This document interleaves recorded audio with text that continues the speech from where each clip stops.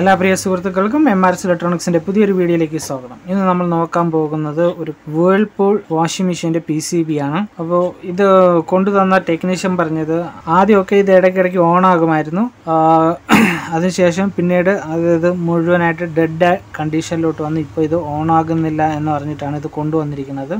അപ്പോൾ നമുക്ക് 1 by 1 ആയിട്ട് ഇതിനകത്ത് എന്താണ് കംപ്ലൈൻ്റ് എന്ന് നമുക്ക് ചെക്ക് ചെയ്ത് നോക്കാം. അതിനു മുന്നേ നിങ്ങൾ ആദ്യമായിട്ടാണ് എൻ്റെ ചാനൽ കാണുന്നുണ്ടെങ്കിൽ എൻ്റെ ചാനൽ സബ്സ്ക്രൈബ് ചെയ്യാൻ മറക്കരുത്. ഇവിടെ നമുക്ക് കാണാൻ പറ്റുന്നുണ്ട്, അതുകൊണ്ട് ഈ സൈഡിന് ഇവിടെ വൈറ്റ് AC-N AC-L എന്നും പറഞ്ഞ് കൊടുത്തിട്ടുണ്ട്. ഒരു വൈറ്റും ബ്ലാക്കും വയറാണ് വന്നിരിക്കുന്നത്. അപ്പോൾ ഈ ഒരു കണക്ടറിൽ വൈറ്റ് വന്നിരിക്കുന്നിടത്ത് വൈറ്റും ബ്ലാക്ക് വന്നിരിക്കുന്നിടത്ത് ബ്ലാക്കും കൊടുത്ത് നമുക്ക് ഇതൊന്ന് പവർ ഓൺ ചെയ്യാം.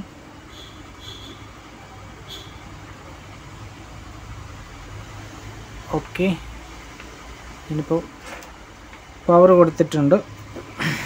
അപ്പോൾ ഞാൻ പവർ പ്ലഗ് ചെയ്ത് സ്വിച്ച് ഓൺ ചെയ്തിട്ടുണ്ട്. ഇനി നമുക്ക് ഇതിൻ്റെ സ്വിച്ചുകളിൽ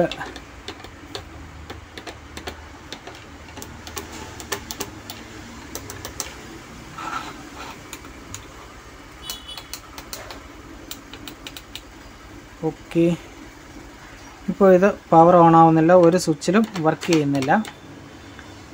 ഓക്കെ, നമുക്കിതൊന്ന് പ്രിൻറ്റിങ് സൈഡ് നോക്കിയിട്ട് ഇതിൽ വോൾട്ടേജ് വരുന്നുണ്ടോ ഇല്ലയോ എന്ന് ചെക്ക് ചെയ്ത് നോക്കാം. മൾട്ടിമീറ്റർ വോൾട്ടേജ് മോഡിലിടുക. അതിനുശേഷം ഇവിടെ ഒരു കപ്പാസിറ്റർ ഉണ്ട്, ആ കപ്പാസിറ്ററിൽ എത്ര വോൾട്ടേജ് വരുന്നുണ്ടെന്ന് നോക്കാം. എവിടെയാണ് കപ്പാസിറ്റർ? ഓക്കെ, അവിടെ ഈ ഐ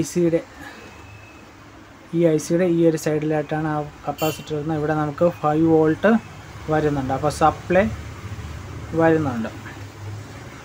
സപ്ലൈ വന്നതിന് ശേഷവും ഇത് ഓണായില്ല എന്നുണ്ടെങ്കിൽ നമ്മൾ എന്താണ് ചെയ്യേണ്ടത്? 2 കാര്യങ്ങളുണ്ട്. ഒന്ന് ക്രിസ്റ്റൽ ചെക്ക് ചെയ്യുക, 2 ഇതിനകത്തുള്ള ഈ സ്വിച്ചുകൾ കാര്യങ്ങൾ ഫുള്ള് ചെക്ക് ചെയ്യുക. ഓക്കെ, അപ്പോൾ നമുക്ക് ആദ്യം ക്രിസ്റ്റൽ ചെക്ക് ചെയ്യാം. അപ്പോൾ ഗ്രൗണ്ട് എന്ന് പറയുന്നത് ഇവിടുന്ന് 3ാമത്തെ പിന്നാണ് ഗ്രൗണ്ട്.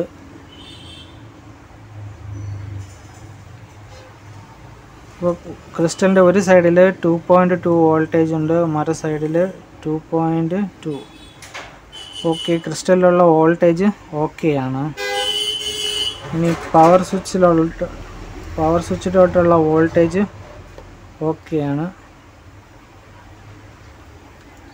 പക്ഷെ എന്നിട്ടും ഇത് പവർ ഓൺ ആകുന്നില്ല.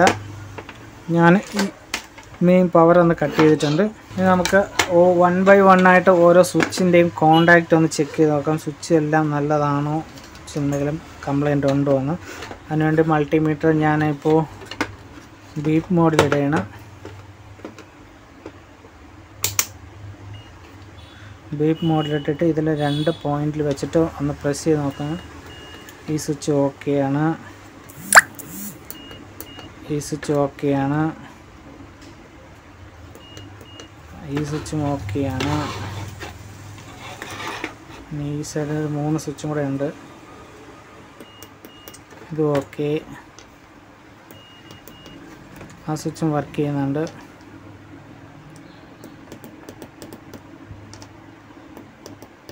ഓക്കെ, ഈ സ്വിച്ച് കംപ്ലൈൻ്റ് ആണ്, ഈ സ്വിച്ചിൽ ഒന്നും മാറുന്നില്ല. അപ്പോൾ നമുക്ക് ആദ്യം ഈ ഒരു സ്വിച്ച് മാറാം.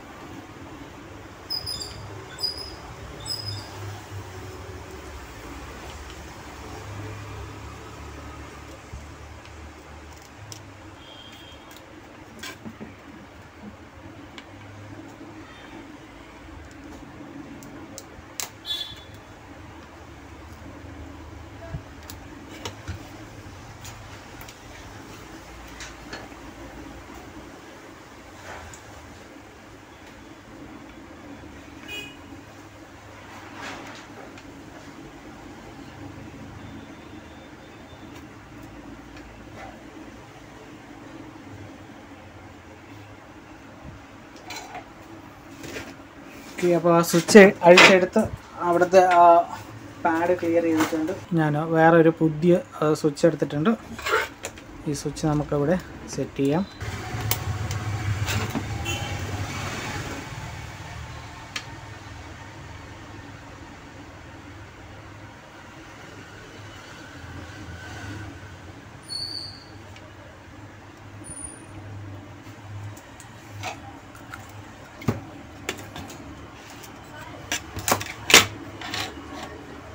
ഓക്കെ, ഇനി നമുക്കൊന്നുകൂടെ പവർ കൊടുത്ത് നോക്കാം.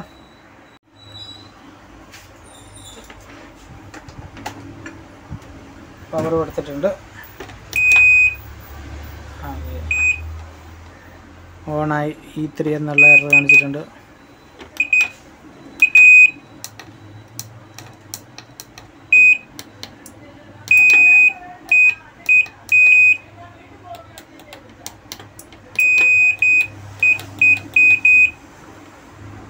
ഓക്കെ, അപ്പോൾ ഈ ഒരു ചെറിയ സ്വിച്ച് മാത്രമായിരുന്നു അതിൽ പ്രശ്നമായിട്ട് വന്നത്. അതിൻ്റെ ആ സ്വിച്ചിൻ്റെ കോണ്ടാക്റ്റ് വിട്ടുപോയതായിരുന്നു ഇതിൽ വന്നിരുന്ന പ്രശ്നം.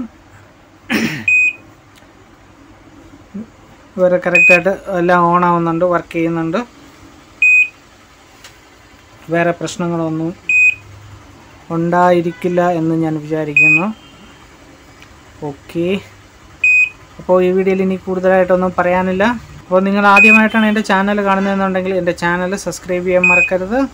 നമുക്കിനി അടുത്തൊരു വീഡിയോ ആയിട്ട് കാണാം. Thank you for watching my videos. By.